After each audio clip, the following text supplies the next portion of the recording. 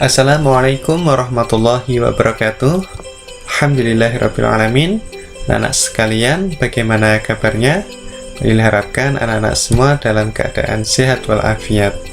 Nah, pada kesempatan pagi hari ini kita sudah memasuki materi terakhir pada bab yang pertama, yaitu Al-Qaidah atau kaidah. Kaidah dalam bahasa Arab pada kelas 5 bab pertama adalah huruf jar. Nah, huruf jar bisa diartikan sebagai kata bantu hubung atau kata sambung dalam bahasa Arab. Juga bisa diartikan sebagai huruf-huruf tertentu yang membuat kata selanjutnya atau kata benda isim berubah menjadi majrur atau berharokat kasroh di akhir katanya. Nah, pada anak-anak kelas 5 yang akan kita pelajari lebih kepada huruf jar sebagai kata bantu hubung. Nah, langsung saja kita belajar bersama-sama. Kita awali dengan mengucap bismillah. 1, 2, 3. Bismillahirrahmanirrahim. Anak sekalian, di antara huruf jar adalah yang pertama, fi, yang artinya di, ila, yang artinya ke, ala, yang artinya di atas, dan mina atau min, yang artinya dari.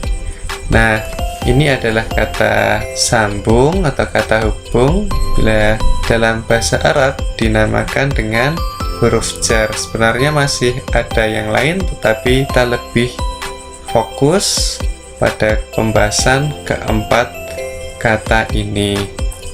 Nah, sebagai contoh, yang pertama adalah fi. Pak Yuli berikan contoh, yaitu Aisyah fil maktabah. Nah, huruf jarnya ada di tengah ini, fil maktabah, yang artinya Aisyah di perpustakaan. Contoh yang kedua, ila, ana zahibun ilal madrasah. Huruf jar ada di sini, ila. Bila diartikan, ana, saya, dahibun, pergi, ila, ke, al-madrasah, sekolah. Saya pergi ke sekolah. Nah, kemudian contoh yang ketiga, ala, artinya di atas. Sebagai contoh, al-kitab, alal maktab. Al-kitab artinya buku, ala artinya di atas, al-maktab artinya meja, buku di atas meja. Contoh yang terakhir adalah min atau mina, yang artinya dari. Sebagai contoh, Yusuf minal masjid. Yusuf dari masjid. Bisa dipahami anak-anak? Mudah ya? Baik, kita lanjutkan. Huruf jar yang pertama adalah fi, di. Nah, di sini sudah ada kata ganti orang. Nah, anak-anak masih hafal? Ana, anta, anti, huwa, hiya, nahnu. Ana artinya saya, anta artinya kamu laki-laki, anti artinya kamu perempuan, huwa artinya dia laki-laki, hiya artinya dia perempuan, nahnu artinya kami atau kita. Nah, anak-anak tidak perlu bingung ketika mendapati sebuah kalimat dalam bahasa Arab. Terjemahkan satu persatu, insya Allah akan lebih mudah. Nah, jadi intinya anak-anak jangan bingung sebelum mencoba. Kita belajar dari ana. Kita tinggal ditambah huruf jarnya fi, kemudian kata selanjutnya. Di sini ada sebuah kalimat, ana fil maqsaf, kantin. Al-maqsaf artinya kantin. Berarti kalau bisa diterjemahkan, saya di kantin. Sekarang kita masuk ke anta. Anta, kamu laki-laki, fi, di, al-maktabah artinya perpustakaan. Berarti kamu di perpustakaan.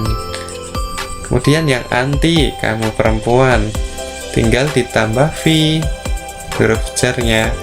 Kemudian dilanjutkan dengan kata hurfatul ustad. Artinya apa hurfatul ustad? Ya, kantor guru. Berarti kamu di kantor guru.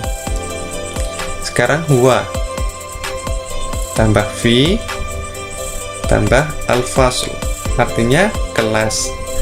Berarti dia di kelas. Kemudian hiya fi al-masjid. Hiya fil masjid, berarti dia di masjid. Pintar. Nahnu fi sahah. Nah, ini ada perbedaan anak. Di sini tidak fil sahah, tetapi fis sahah, karena di sini menggunakan alif lam syamsiyah, sedangkan yang di sini menggunakan alif lam qamariyah. Jadi langsung masuk ke huruf sinnya. Nahnu fis sahah, artinya sahah halaman, berarti kami di halaman. Nah, baik anak-anak, dapat dipahami ya. Di sini ada mufrodat, kemudian di sini ada huruf jar, di sini kata tempat. Kemudian huruf jar yang kedua yaitu mina atau min, yang artinya dari. Di sini sama polanya seperti yang pertama tadi. Contoh yang pertama, ana minal maqsaf, artinya saya dari kantin. Anta minal maktabah, artinya kamu dari perpustakaan. Anti min ghurfatil ustad, kamu dari kantor guru. Huwa minal fasl, dia dari kelas. Hiya minal masjid, dia dari masjid.